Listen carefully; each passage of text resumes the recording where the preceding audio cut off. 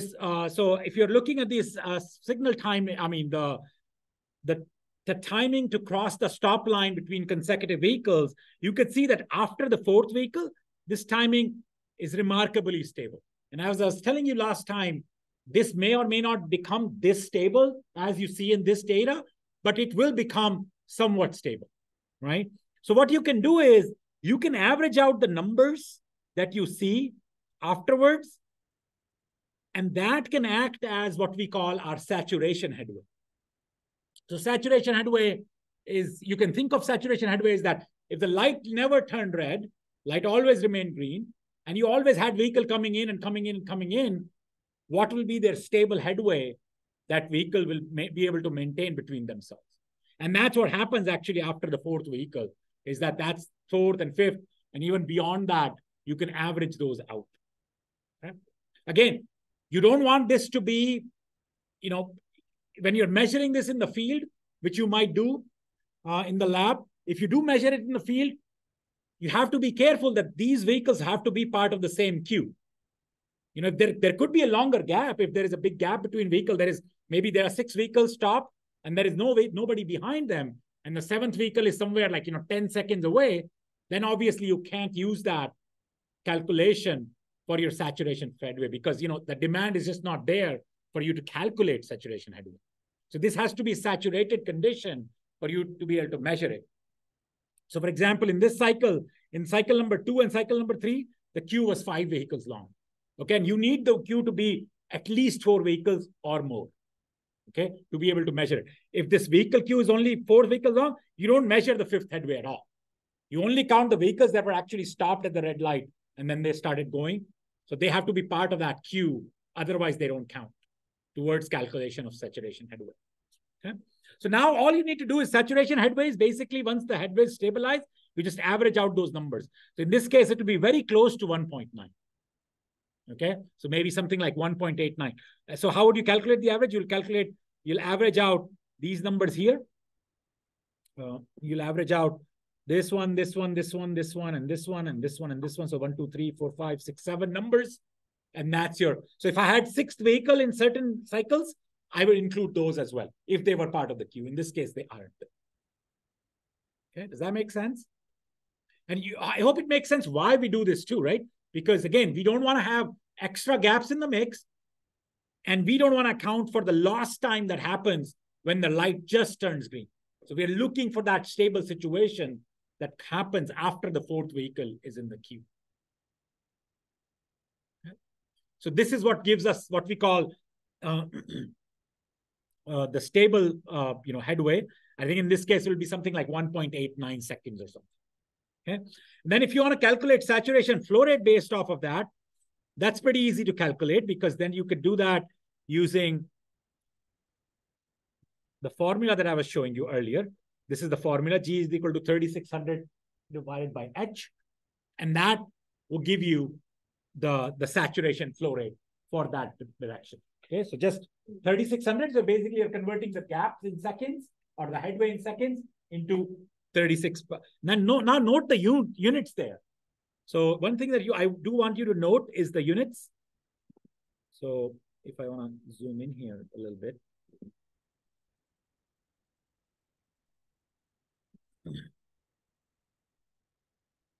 So let's take a look at this units here. Saturation flow rate is measured as vehicles per hour of green per lane.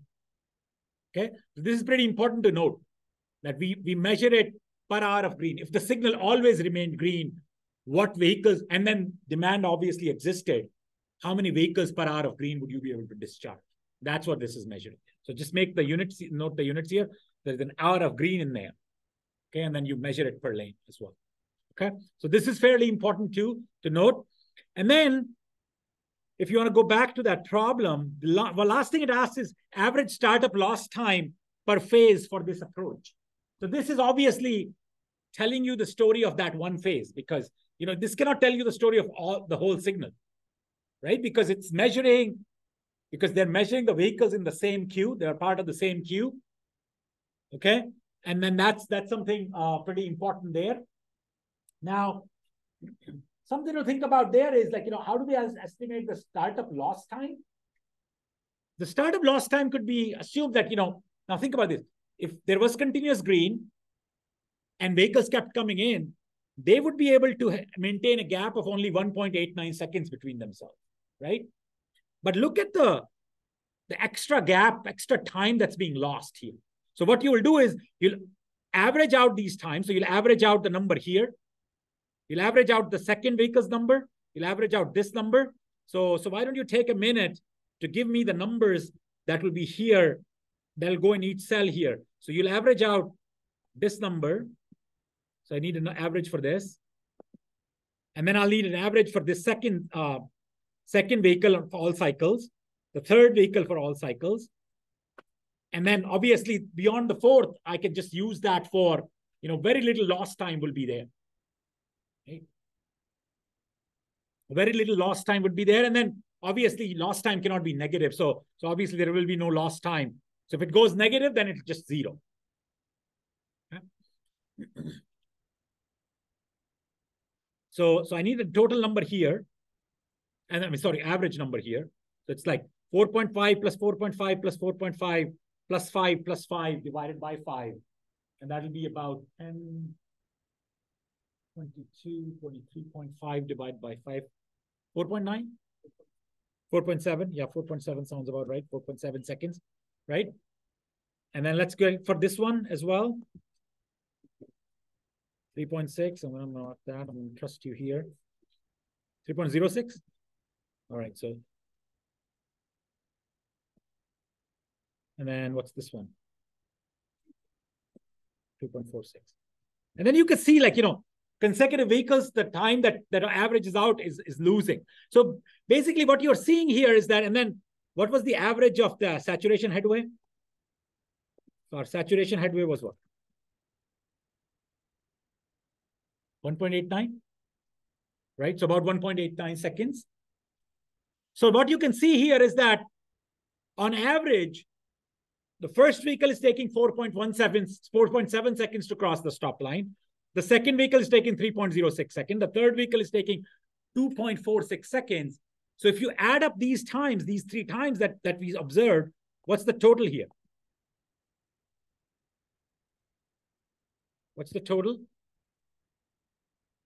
4 plus 3 plus 2. 10.2, 10.22 seconds. So that means 10.22 seconds. And how many vehicles did you discharge? How many vehicles did you discharge on average? 3 vehicles, right, on each cycle.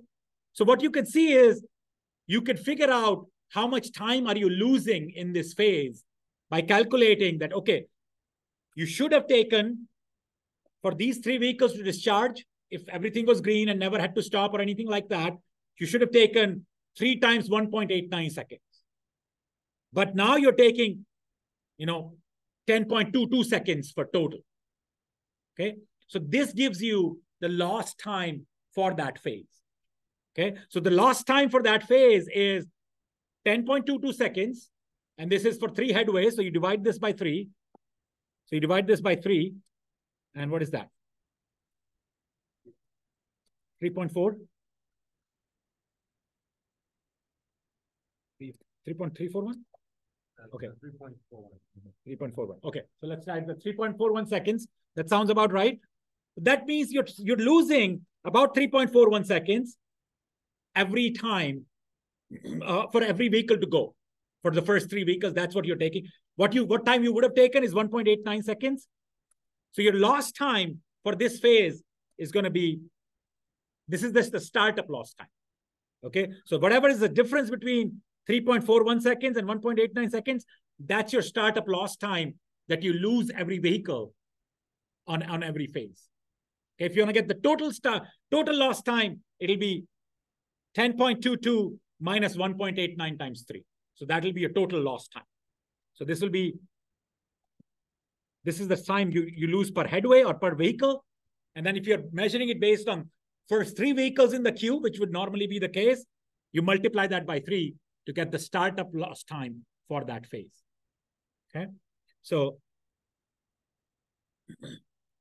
in this case, it will be, so your total lost time per phase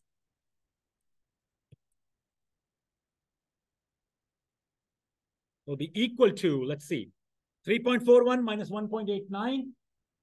And you multiply that by 3 because, that's what, every vehicle is losing that much time, right? They're taking 3.141 seconds to cross the stop line. They should have only taken 1.89 if the light never turns red. So your total, I shouldn't say lost time, I should say startup lost time, because there is going to be a clearance lost time as well that we'll talk about. Okay, so how much is that? So it'll be, because I based it on the 3 vehicles of 3 times, 3.41 minus 1.89, whatever that gives. So you can calculate that. That's your average startup lost time per phase. So based on this data, we can figure out how much time do you lose on this phase. And that's pretty significant. And again, that's going to happen on every phase. That's why, we said, we want to minimize the number of phases if we can. Questions? Okay, and then I did say that saturation flow rate, I should probably say that here. If I want to get the saturation flow rate, it's going to be 3,600 divided by 1.8. Okay, and whatever that turns out to be. Questions?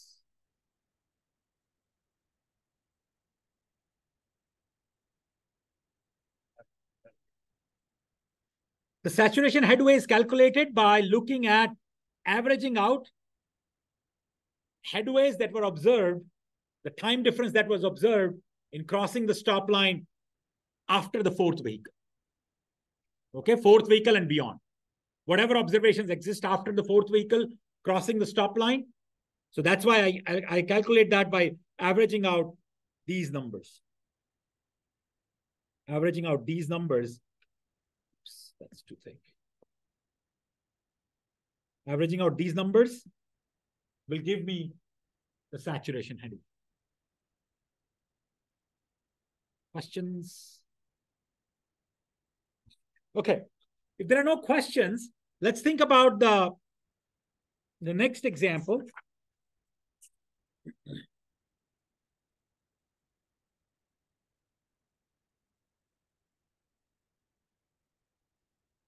Now there is one more thing. There is one more concept. That's the clearance loss time. So if you sort of go onto that handout that I shared with you earlier, and I'm going to clear all my drawings here. So the next concept that we need to think about is this concept of clearance loss time. Clearance loss time is sort of hard to observe in the field. And then this is the clearance loss time. The startup loss time happens every time there's a queue of vehicles starts moving on a green signal. But the clearance loss time is basically the loss time when, your last vehicle on a phase gets going, crosses the stop line. Okay. But then the vehicles on the other side on a conflicting phase don't start moving right away, right? They start moving after a while. And obviously we make sure by providing some all red interval and all of that to make sure that, we are in safe situation.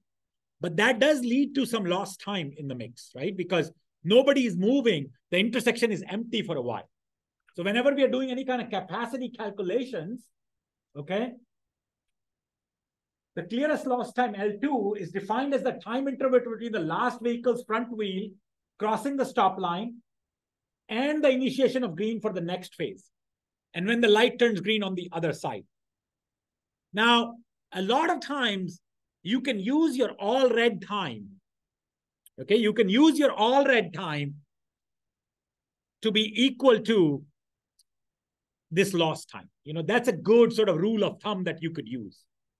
Okay, but we know all red time actually should be independent of this capacity consideration. We did talk about that. All red time should be make sure that, you don't run into dilemma zone and all of that, right? But a lot of time in practice, this is what it usually turns out to be, okay? But it's hard to observe in the field, but the rule of thumb is kind of using it as the all red time, okay? So the clearance loss time is defined time interval between the last vehicle's front wheel crossing the stop line. And then obviously Nobody enters the intersection after that. And then when the light turns green on the other side. Okay, the light has to turn green. That's the time difference you're looking at. You're not looking at the next phase's vehicle entering the stop line. Okay, so there is a difference between those two concepts. So I want you to pay attention here. So thinking about the lost time is only defined as this thing right here. The lost time is only defined as time interval between the last vehicle's front wheel crossing the stop line and then initiation of green. Okay, not when the next phase's vehicle enters the intersection, right? Because if you do that, you're double counting the lost time because you're now including part of the startup lost time for the next phase into the clearance lost time. Okay, into the clearance. You don't want to do that. You only want to count the time until the light turns green on the next phase. Now, when there are aggressive drivers, there will be actually a lower clearance loss time because drivers will keep entering until almost the light turns red, right? So in a rule like in a state like California, where they allow you to enter the intersection on yellow, that's why I'm saying like all red is a good approximation for this clearance loss time. Even though those are arrived at with different calculations in mind, different things in mind, but the way the behavior sort of works from the driver, they keep entering almost until the light almost is red. There would be people who enter on red too, right? Sometimes, some of the times, because they will be speeding up even faster. So, but that's why this is kind of interesting to note that the initiation of green for the next phase, not when the next phase's vehicles start entering the intersection, because that time gets factored into the loss time. Okay. So whenever anytime we allocate a phase, so we have to say, okay, the loss time for each intersection is going to be total loss time is L1 plus L2, which is the startup loss time is L1, clearance loss time is L2. You all add those up. And then if you take the full signal cycle, where all phases go through the green, and you subtract from that the lost time, then you end up with what we call the effective green time. Okay, effective green time. Now, what you can assume is if your intersection is operating at a saturation condition, if you have effective green time, you can assume that the vehicles can move at that saturation flow rate through that intersection in the effective green time. Does that make sense? If you assume that you're going to subtract my loss time, okay? So now you've subtracted the clearance loss time as well as the startup loss time that I talked about, right? The startup loss time. So you've subtracted this loss time, and then you've subtracted the clearance loss time. Now you're all you're left with is like, if you take the signal cycle length, 60 seconds, let's say, and then you had 10 seconds of loss time, just for example. So then you have 50 seconds during which, if your intersection had enough demand and it was moving at capacity, it could move at that saturation flow rate. Does that make sense? Okay. If you subtract this loss time from signal cycle, for the remaining time to get the capacity of the intersection, you can assume that the intersection could move at the saturation flow rate. Okay. And that's what we call the effective green time. So let's think about this a little bit. So your effective green time is the actual green time for the movement plus yellow and all red interval minus the loss time. Okay. And capital YI is yellow and all red interval, sum of yellow and all red interval. Okay. And then YI is yellow interval, ARI is all red interval, and total loss time is TLI.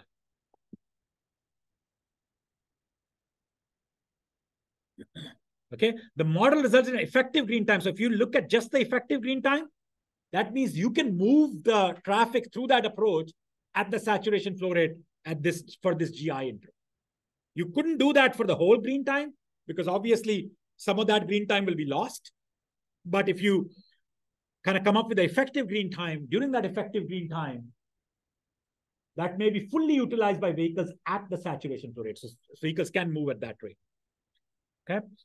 So here is that, you could come up with this concept of CI, which is the capacity of the lane or lane group when the vehicles are moving, which is the saturation flow rate for that group, times effective green time, GI over C. Okay, GI over C, where GI is the effective green time, small gi is effective green time, and capital C is the signal cycle. Okay? Now, important thing to note here is that in some cases, you can assume that the loss time and the saturation flow rate is same on all phases. Sometimes you can assume that saturation flow rate for all phases of the signal is the same, but sometimes you can't. Okay, so just make sure that you are accounting for that fact. In some cases, we'll assume that the startup loss time is the same. In some cases, and the saturation flow rate is the same for all approaches. Some cases it may not be. Okay, so let's think about this. So this is the example that I gave you the other time in the slides. So that's the example I want to work on right now. Consider a given movement at a signalized intersection where cycle length is 60 seconds. The green time, capital G, is 27 seconds. Yellow plus all red time, remember that's capital Y, is 3 seconds. Saturation headway is 2.4 seconds per vehicle. And then you're given some value of startup loss time and the clearance loss time as well.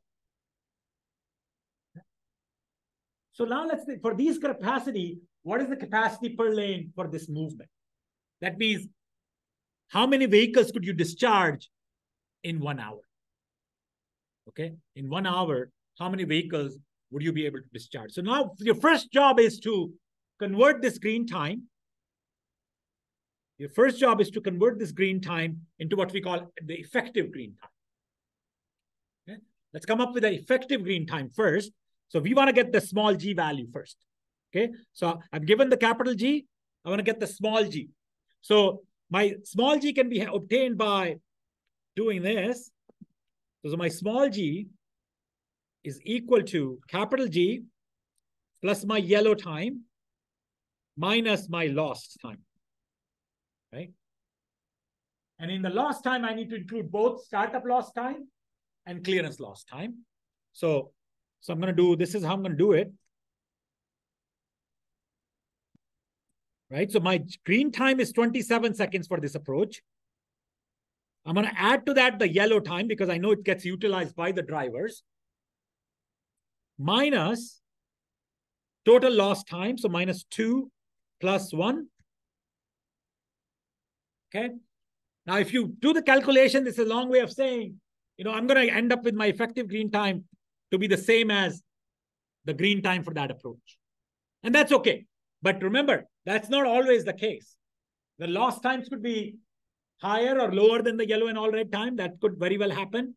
So just be aware of the fact this is just an example where these things came out to be the same.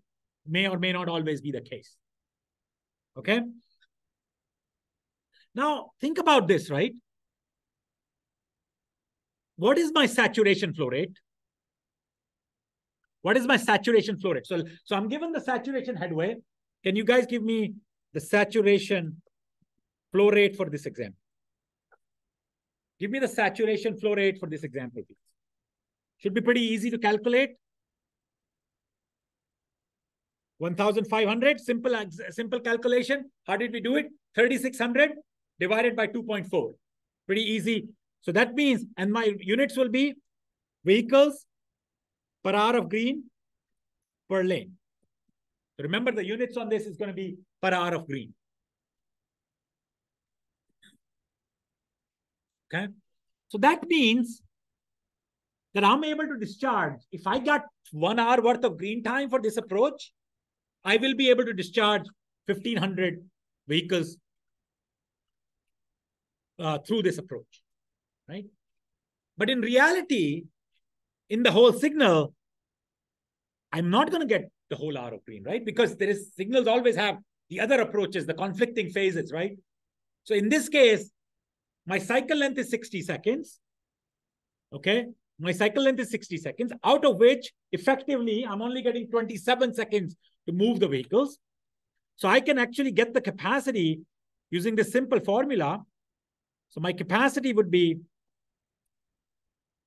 okay, I would be able to discharge 1500 if I got the full hour, but I'll not get full hour. How much I will get in per 1 hour? I'll get 27 over 60 would be the time that I'll actually get to move vehicles through this approach, right? 27 over 60 is the ratio of effective green time divided by the cycle length. Okay, because that's the only time. So if in 60 seconds, I'm going to get 27 seconds.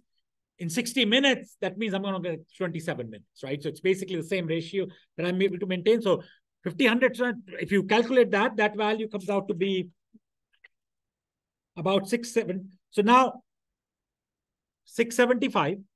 Now, what my question to you is, what's going to be the unit of this capacity?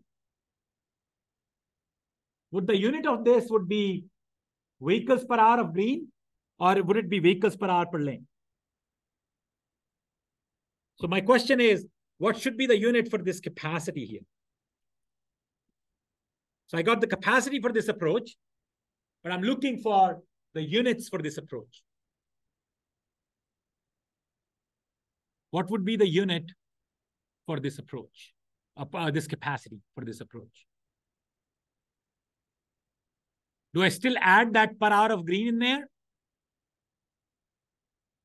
No, I'm not going to add it because I've already accounted for the part of the hour when other vehicles would be moving, right? By doing that 60 seconds, I'm already saying that I'm only going to get 27 seconds out of a full minute of cycle for this approach. So that means in the full hour, I'm only going to be able to move 675 vehicles. Okay, I could have moved 1500 if that approach always remained green. But given the constraints of the cycle, I can only move 675 vehicles per hour. That makes sense? So that's how we can calculate the capacity, and the units here will be vehicles per hour or per lane too, right? So I'm going to be able to move 675 vehicles through each lane of traffic.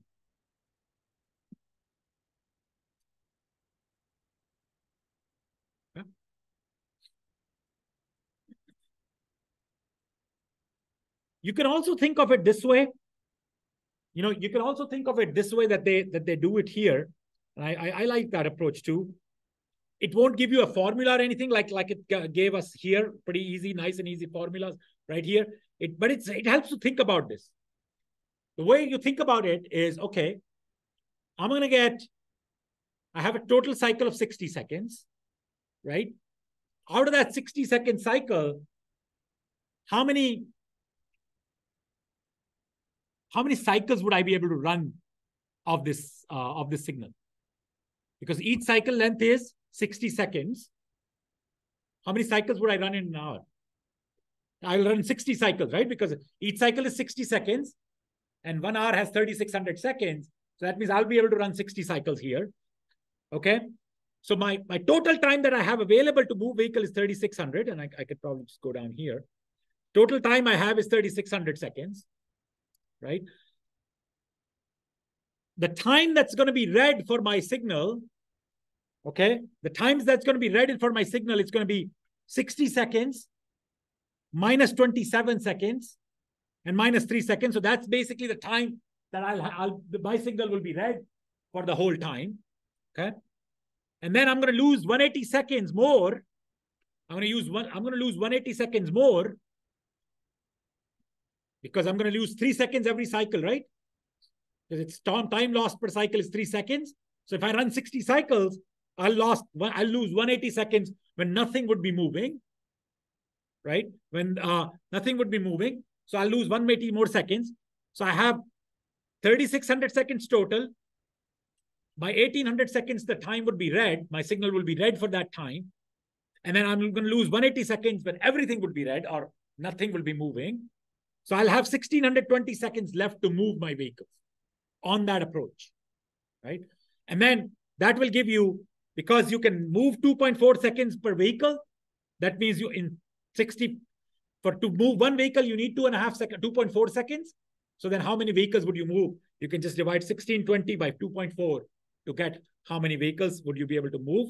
And that gives you 675 as well. So that's a good way of kind of thinking about, the time that you're losing to other approaches, time you're losing to the lost time, and how many vehicles are you able to move through that. Now, this way of thinking is pretty important when we are thinking about, cycle lengths and all of that on a signal. Okay. And one might think like, okay, I'll have actuated signals, so why do I care about cycle lengths? Because cycle lengths are not going to be fixed if my signals are always going to be demand responsive. Yes. It gives you a good idea of what range your signal should be. So then if it's actuated, you give it a maximum time so it can automatically shut off. Right. So that's the point. So when you're designing actuated signal, you still need, because you're not going to leave one approach to be green for all the time, right? Even if it's actuated, right? Even if it's actuated, you are going to have like a minimum green time and a maximum green time to worry about. And then on actuated signal, the other thing that happens is that you might get the, demand from all directions. Certain times of the day, you might get the pedestrian demand, you might get the demand for each phase, like what happens on, for example, Santa Rosa and Foothill intersection. There is demand coming in from all sides. So then, in that scenario, all of your signals will be maxing out to their approaches, right? And for that, determining that max time, you do need, the cycle length that you're going to be able to use, and a maximum time. How many vehicles do you need to discharge? All of those things would have to be accounted for. So don't think that if you are going to actuate every signal, you don't have to worry about cycle length. No, you still have to worry about cycle length. You do have to estimate it. You do have to worry about critical lane volumes that we're going to talk about in a little bit too. So all of those things are pretty important still. Okay, so keep that in mind. Now let's think about this. So this was the example problem that we talked about, that your capacity would be 675 vehicles per hour per lane for that approach, that you could discharge 675 vehicles. Now, let's think about the other concept, like, so these are, saturation flow rate values. And then the saturation flow rate value, single lane approaches, multiple lane approaches, all of that is there.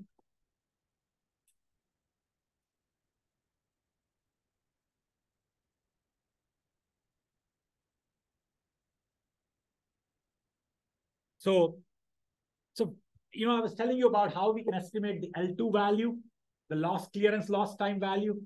It's basically Y plus AR minus E.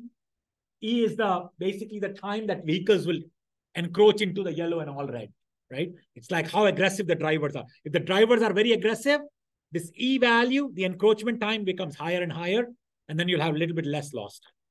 Again, that's maybe good for capacity because you're losing less time, but maybe pretty bad for safety in certain cases. So you do have to account for that. So this L2 formula, Y plus AR minus E, is typically used. And, we could, that's fairly good estimate of, and if you could use some default values in there, like E's default value is 2 seconds, and that's okay. You could use that in any of the examples if it's not provided. But typically, I'll either provide you with the loss time directly for that approach, or I might provide you some of these values. If they're not given, you default value of 2 seconds of encroachment you could use. So basically, drivers will keep entering after the light turns yellow for at least 2 more seconds. Drivers will keep entering the intersection. That's what that means. Okay? Now, that value would obviously be higher if you're a state where you can enter on yellow. That value should be adjusted lower for locations that don't allow you to enter on yellow. So there are states that don't allow you to enter intersections on yellow. And then that's basically what that is. Now, one thing is that you have to think about is this idea of time budget, the critical lane and time budget concept. So whenever you're starting to time the signal, you have 3,600 milliseconds in 1 hour. And you're trying to allocate that to different phases. And that will depend on the demand, obviously, right? So if so basically what you're doing here is you're trying to time a signal now. So you've done your warrant analysis.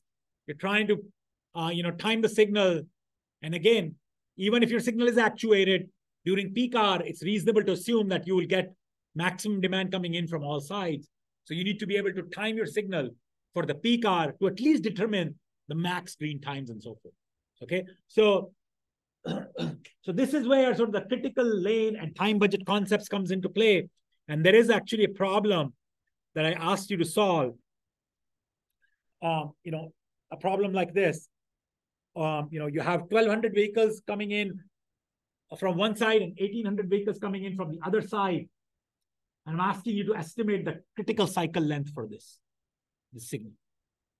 Okay, and you're given the total lost time 4 seconds per phase, and you're assuming that there is only 2 phases to the signal, because again, as I said, more phases you have, more lost time you'll have. And remember, that time is not total lost time; it's lost time per phase. And there are 2 phases. The peak hour factor is 0.95. Target V by C ratio, and I will talk about that in a second, is 0.9. And H is the saturation headway. It's 2.3 seconds. Okay, so that's the problem we're trying to solve. And I know I give you a cycle length. So we're basically trying to figure out, if this cycle length is appropriate or not. So, okay, so we're kind of trying to do a few things here. If you look at this problem, what would happen in a 2-phase signal is right here.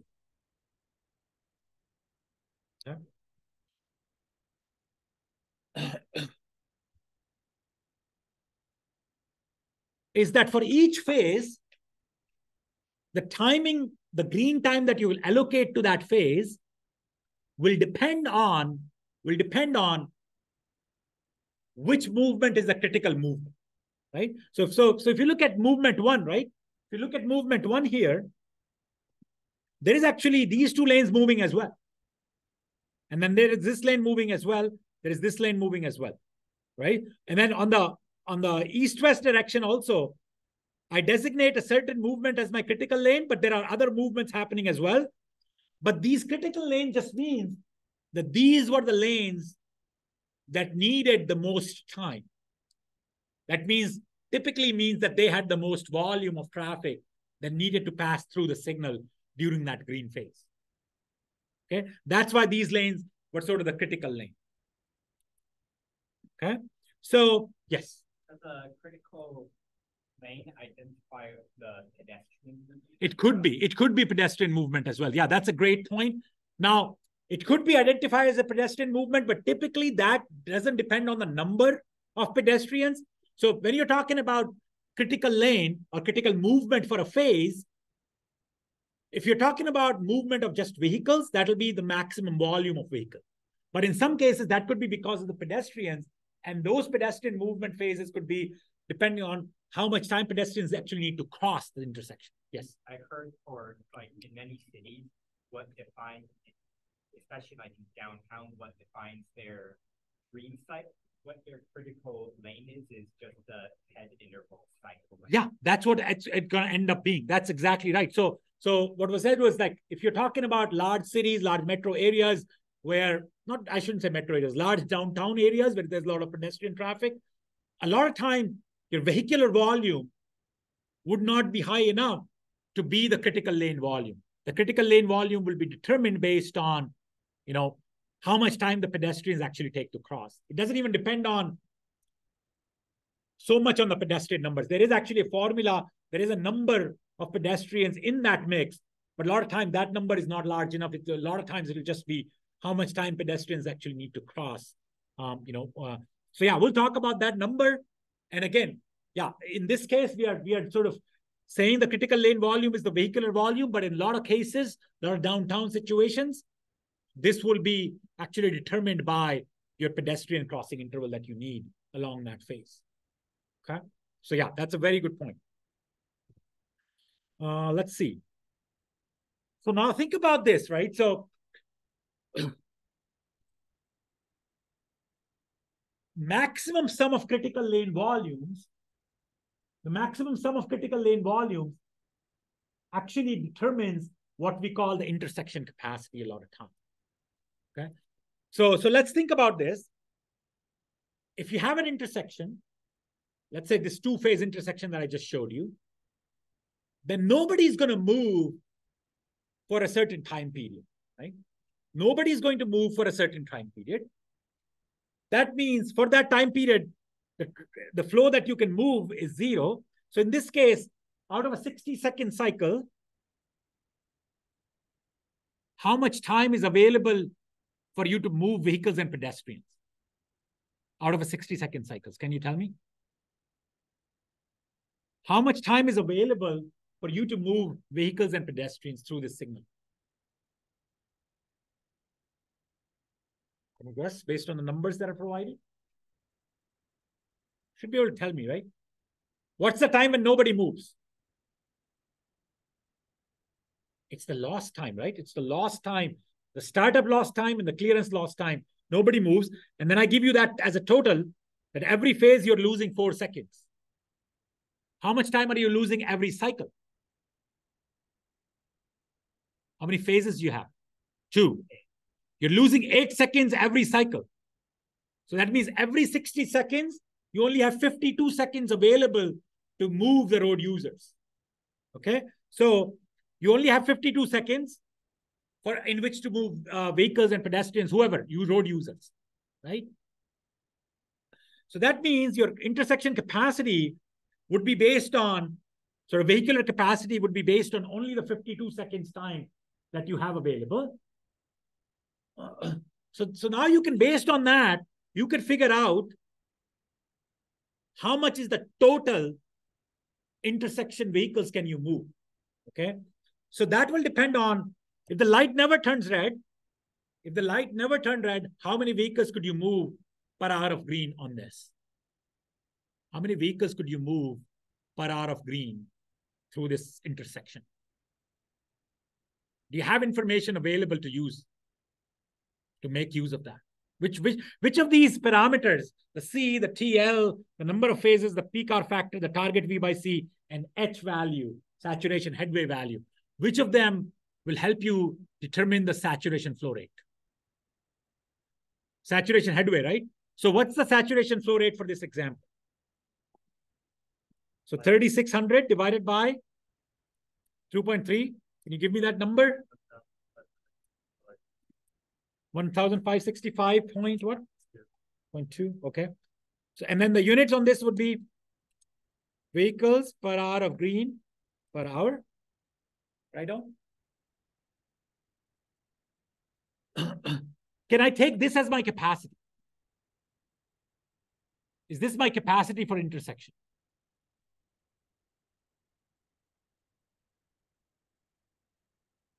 Can I use this value as my capacity for the intersection?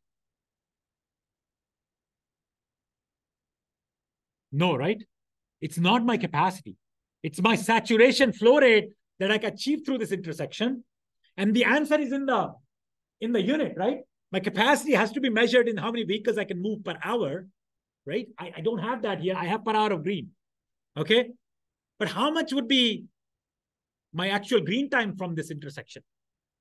My green time total will be, on both approaches, will be the time that I have in the cycle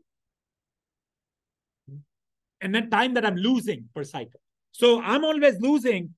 I only have 52 over 60th portion of the hour.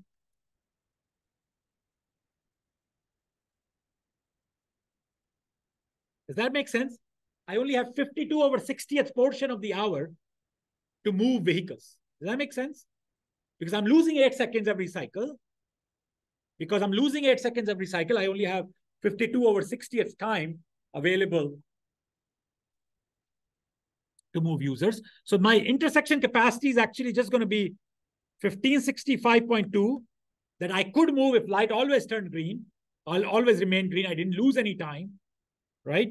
But I do lose some time in startup and clearance because light turns from green to red, green, again, on certain phases. So it'll be 52 over 60, 1565.2 times 52 over 60. And if I get that value, that would be my capacity. And what's that number going to look like? Can you tell me this number?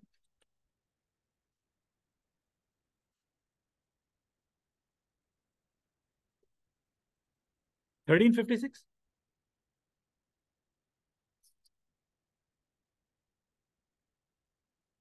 All right. So, okay, yeah, that sounds about right to me.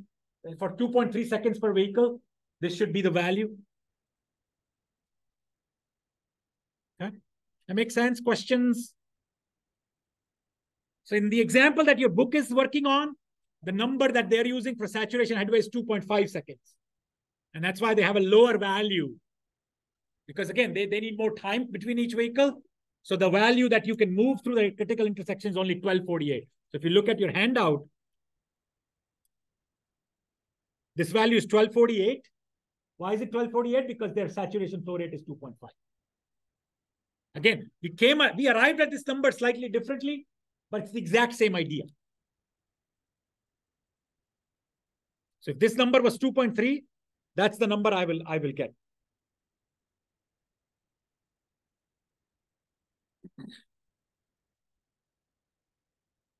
So if you replace in the formula, if you just kind of do the calculation with 2.3 as the number, you will get what they got as well. Okay, and we got a slightly higher number. Now, you can only move 1356 vehicles per hour through this intersection.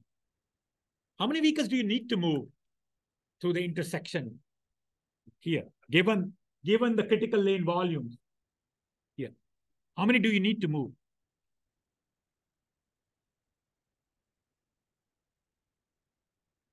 Can you tell me based on these numbers? Yes.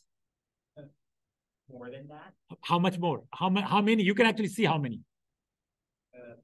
3,000. We do need to move 3,000, right? Because now this vehicles per hour is for both approaches, because I said 52 seconds available to move vehicles. That's on both phases, right? So I need to move 3,000.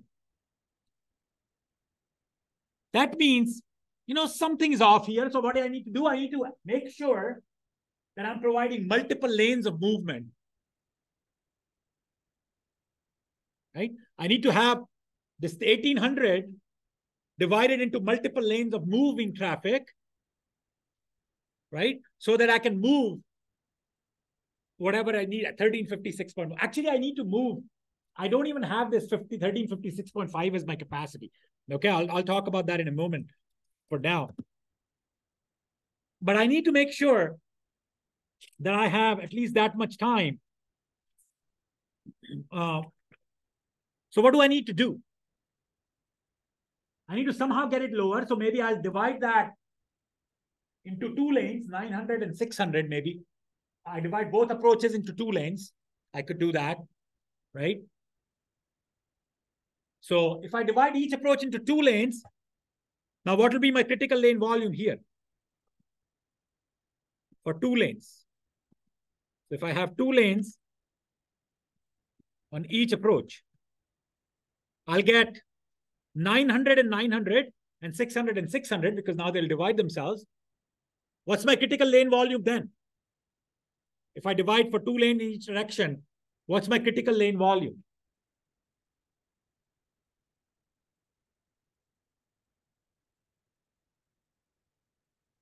Should be able to tell me, right? I divide this. Now it becomes, since 1,800 becomes what? Becomes 900 plus 900, right? And this 1,200 becomes what? 600 plus 600. And remember, those two lanes can move simultaneously with the same green time, right? What happens? How much critical lane volume that I need to move now? 1,500, right? Because 900 on each lane, and that's the only lane that needs to move. 600, 1,500. Am I okay now? No, because I can only move 1356. You see that? I need to move 1356. So need to do something else here. You could do, depending upon where you have right of way, all of that, you could do this into third lane, or maybe you could do the third lane over here. You could do the third lane over here, okay? So if you do third lane over here, okay, so I'm going to just erase this. So if you do three lanes 3 lanes on this approach. So I'm going to now have 600 plus 600 plus 600. Okay. And then on here, if I leave it just 2 lanes, I'll have 600 plus 600. So now my critical lane volume is dropped down to 1200 because I need to move 600 on this approach and also 600 on this approach. So now I'm getting it 1200. I should be okay. So you might have to adjust your lane configuration. And again, if you do any of this stuff, right, any of this stuff, you have to be careful because now you did it based on this, but now your critical lane volumes, again, if you increase the intersection crossing width, now your pedestrian crossing time will increase.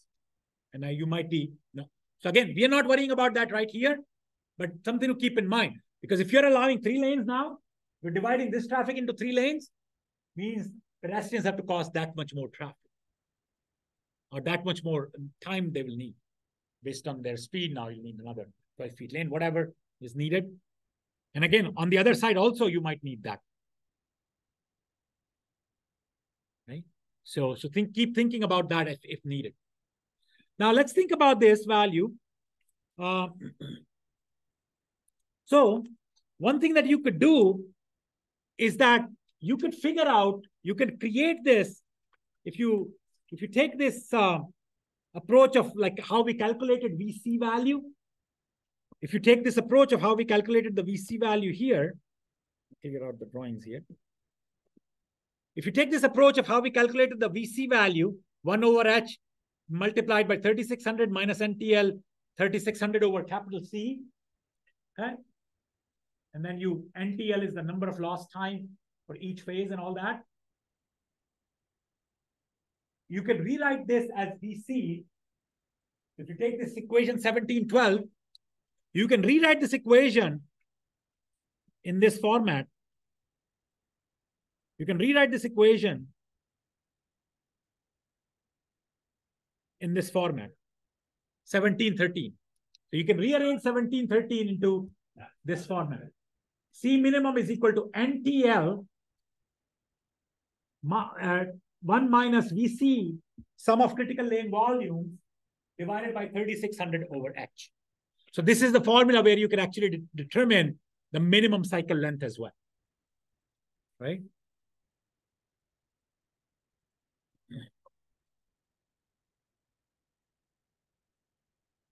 Now, one thing to keep in mind that is this equation 1712 has an issue here. What's that issue with equation 1712? The issue with 1712 is that it assumes that your saturation headway is the exact same for all approaches. So that's one thing that it assumes. So there are 3 problems with equation 1713, and I'm going to write down those problems. One problem is it assumes same H value for all approaches, phases. Okay? That may or may not be the case. Like if there is an uphill approach, for example, that could cause problems. There could be narrower lanes, whatever. The H value might be different for all approaches, right? So H value and then corresponding, obviously, if you say H is saturation flow rate or saturation headway is different, maybe the saturation flow rate is different too.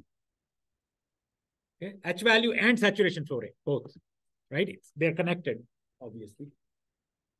Okay, so that's one problem with this formula. The other problem with this formula is that it doesn't account for, it always thinks that, you want the V by C ratio to be exact 1. You don't want to have any kind of factor of safety there in terms of like, maybe you don't want V by C ratio to be exactly 1. Maybe you want certain, capacity to not be exactly meeting the demand, but maybe they have some leeway in the mix. Okay, so it assumes capacity ratio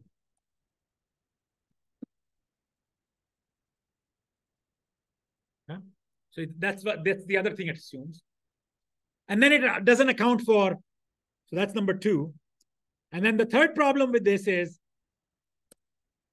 it doesn't account for peak hour factor. So it doesn't account for the worst 15-minute rate of flow that might come in as well. Okay? So what you do is typically in that scenario is that you somehow try to adjust your VC value for all of those things. Okay? You try to adjust your VC value for all of those things. Okay? So in this book, this handout, you will see that they make corrections for two things at least. So if you say, that they basically divide VC not to be just VC, but VC over PHF. Okay, so they divide by peak hour factor, and then they divide by V by C ratio as well. Okay, so there is like if you want to maintain a desired volume to capacity ratio rather than at being 1.0, if you're on like 95%, 90%, something like that, then you could do that. Okay, I think that's what is given in the problem. So if you look at this problem, there's a peak hour factor that's given. There's a target V by C ratio that's given. And you could come up with a minimum cycle length based on that.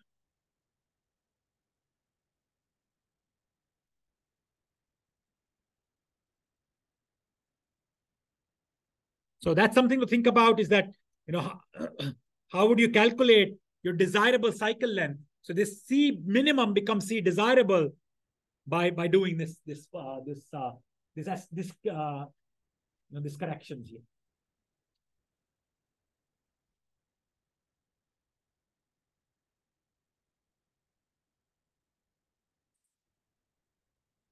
Now, there is another version of this formula. There is another version of this formula that we sometimes would use if I was given these values for each phase. If I was given a saturation headway and saturation flow rate for each approach, there is another version of this formula that you could use. And I'm going to write it down and then we'll talk about it. So you might see in certain textbooks, in certain places, you might see a formula like this.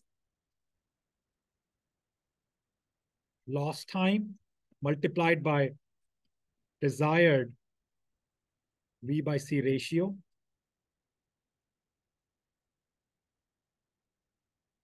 Okay. And this whole thing divided by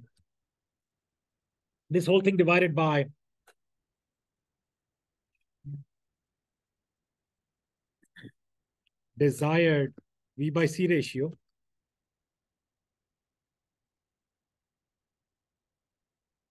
Okay, desired V by C ratio minus sum of all V over S. Okay, by sum of all VI over SI. Okay. So now this allows you to take the volumes coming in each direction and the SI, the saturation flow rate for each direction as well. These are the same formulas, okay? But these VI over SI are different, okay? So that's something that you sometimes might have to use. And we'll do an example of that too, once we're done here. So let's kind of calculate for our example, okay? For our example, let's just work off of our numbers that were given our slides to us. So we'll do this example a little bit later, what that looks like. But for now, let's kind of work off of this example right here.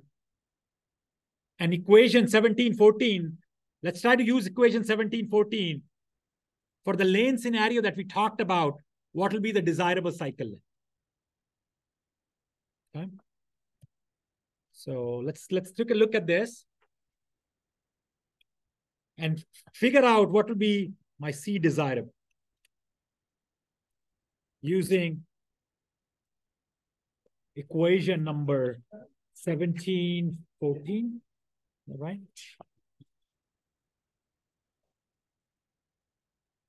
Yeah. Let's apply equation 1714 and see if we can calculate the desirable cycle length here. And again, 60 seconds was what we used to start off with. And we came up with a loss cycle based off of that. But we could actually compute a new desirable cycle length using the formula. Use these numbers. So let's figure out what that would be.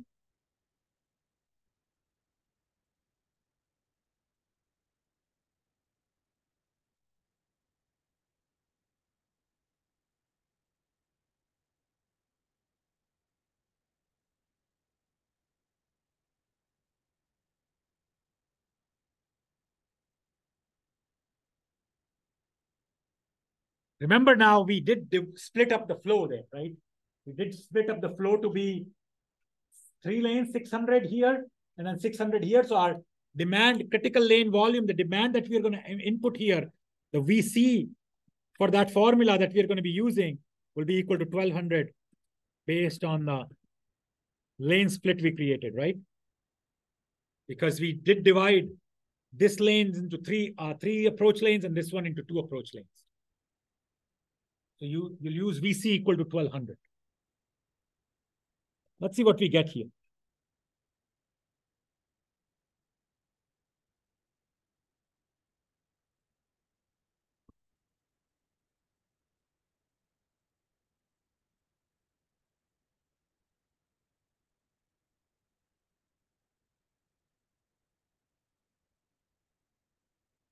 Anybody have the numbers for me?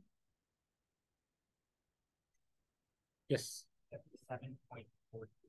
77.43 seconds. And then we typically would round up to 80 seconds and so forth, right? Okay. Yeah. So that's fine. The 80 seconds is sounds about right. And then how would you divide those 80 seconds into 2 phases here?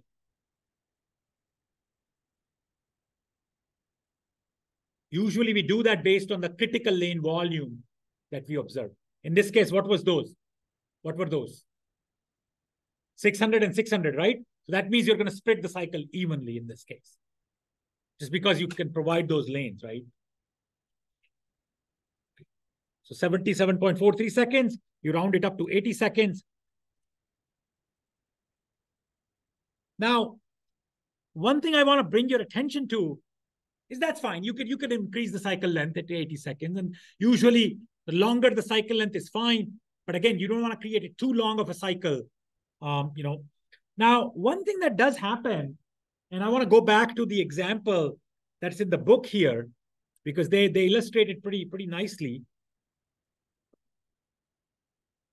is that if you sort of relax your assumption and say, hey, instead of a 95% volume to capacity ratio being desired, instead of this being 95%, if I get 90%, and again, they're using their number where they have three phases.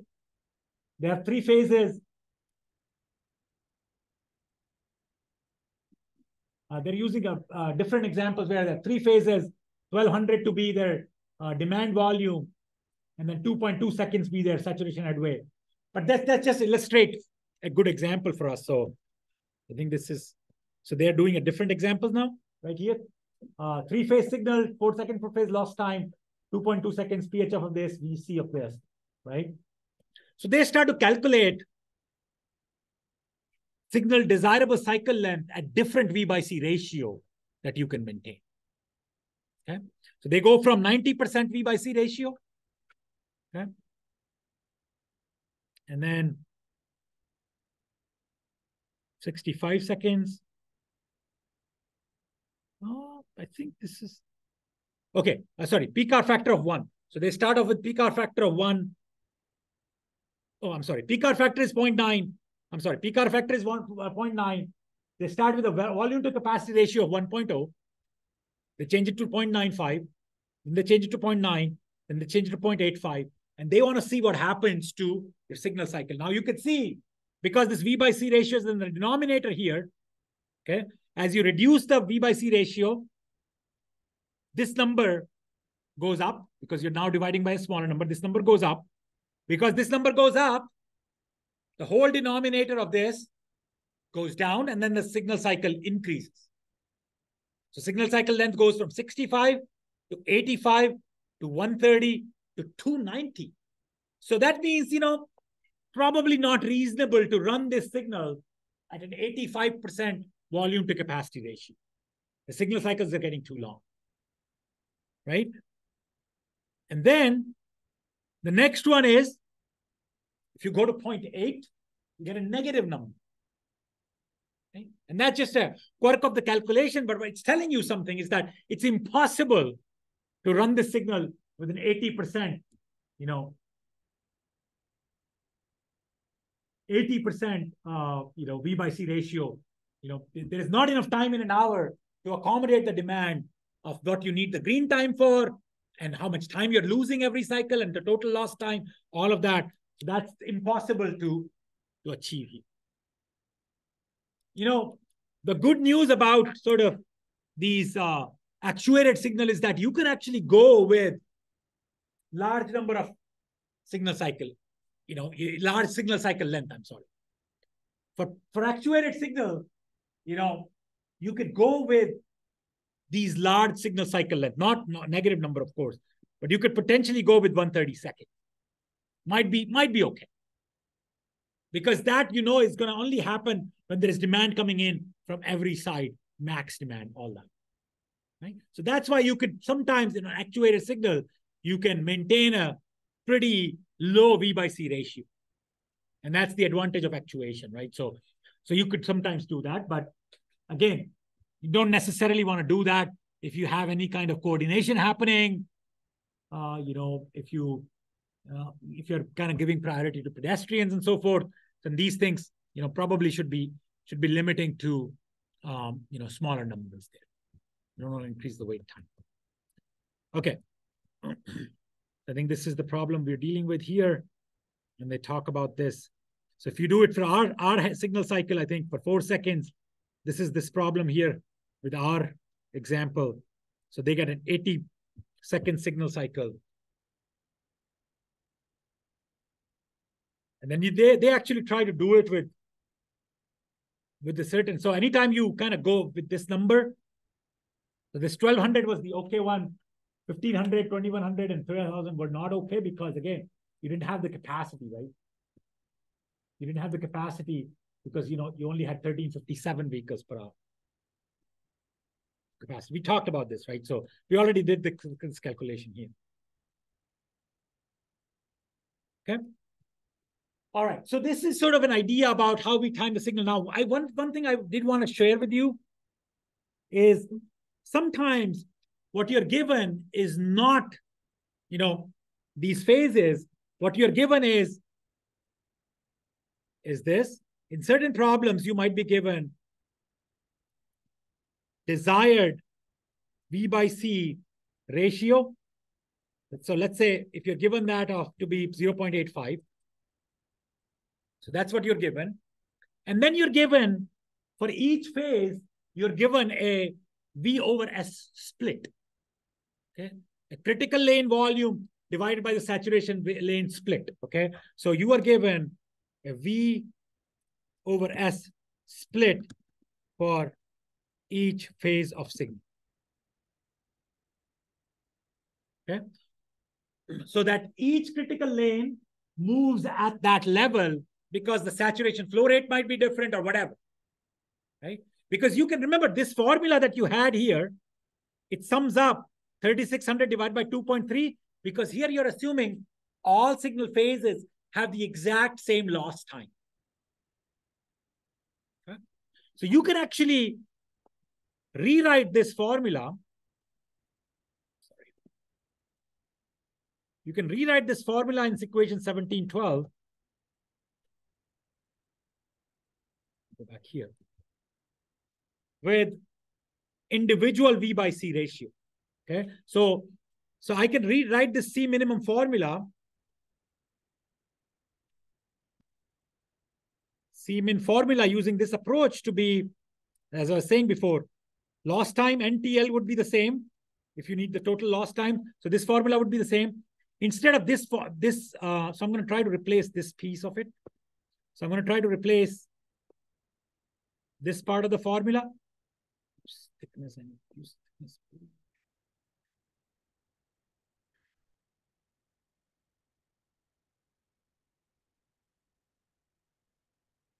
take this, move this, draw this out with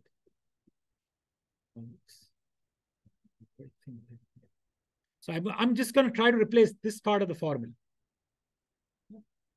So this part of the formula is nothing but V over S, essentially, because 3600 over H is nothing but the saturation flow rate.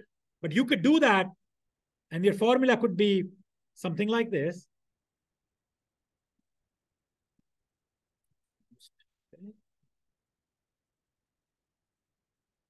Summation of, so you can write this formula as, this part of the formula, it could be just summation of V over SI, V over SI for each approach. Okay, summation of V over SI. The summation sign is awful, but okay. So this is summation of V over SI. That's what you could write it as. Okay, so instead of, so whatever is inside the parentheses, I could write it as V over SI summation. Okay, so let's say I have an intersection approach. I want to give a quick example. I have an intersection approach that has V over SI value. So I'm given a V over SI value. So I have a two-phase signal. V over SI for two approaches H is 0.55 for one approach, and V over SI for the second approach is equal to 0.15, let's just say. Okay. Could you give me, and I'm assuming that the volume to capacity ratio is 1 here. And let's say my total loss time is 8 seconds. Okay, my total loss time is 8 seconds. Can you tell me what's going to be my desirable cycle length according to this formula? Okay. So I'm given the V over SI for one approach is 0.55. V over SI for the second approach is 0.15. Okay.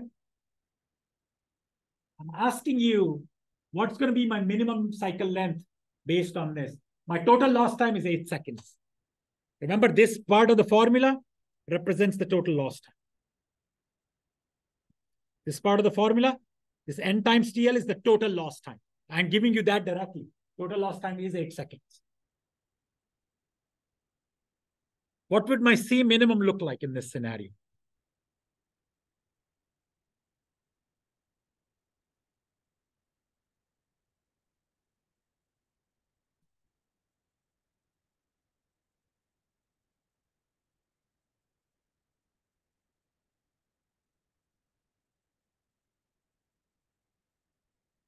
What will be my minimum cycle length? Can you calculate it?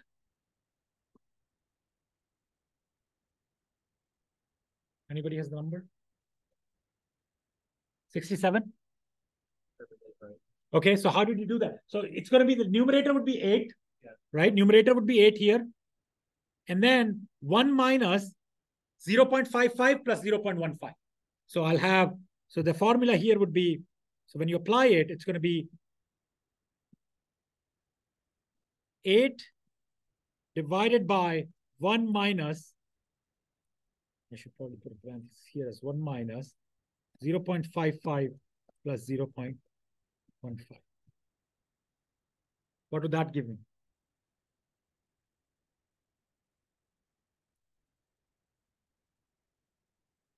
Yes. How much? 13 seconds? That's a pretty short cycle, right? That's a pretty short cycle.